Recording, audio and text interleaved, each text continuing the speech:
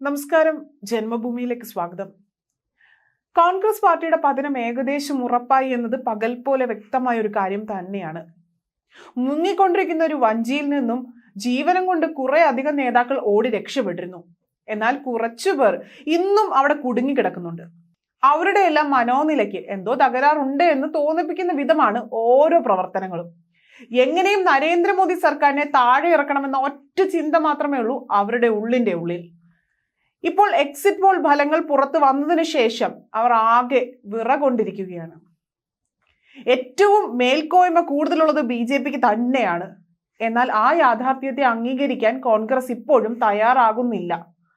June 4 സ്വന്തം exit ഉറപ്പായ ആൾ വളച്ചൊടിച്ച exit poll ഫലങ്ങളാണ് പുറത്തു വന്നിരിക്കുന്നത് എന്നാണ് AICC general secretary Jairam Ramesh പറയുന്നത്. അതുകൊണ്ട് തന്നെ ഇന്ത്യ സഖ്യം വ്യക്തമായ ഭൂരിപക്ഷം നേടുമെന്നും അദ്ദേഹം അവകാശപ്പെടുന്നുണ്ട്.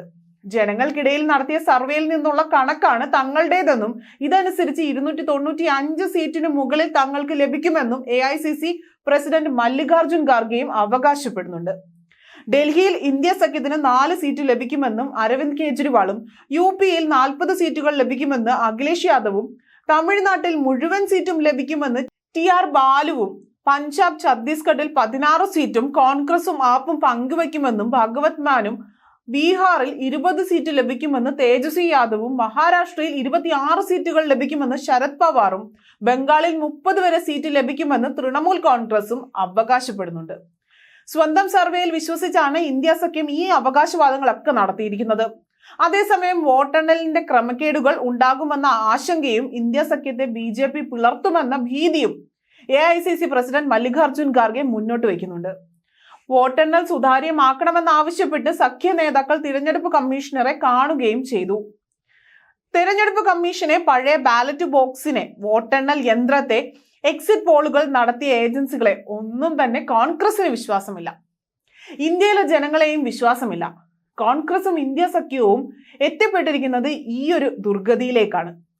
ഇതിനേക്കാൾ ഒക്കെ ഉപരിയായി കോൺഗ്രസിന് പ്രധാനമായും ഇല്ലാത്തത് ആത്മവിശ്വാസം തന്നെയാണ്.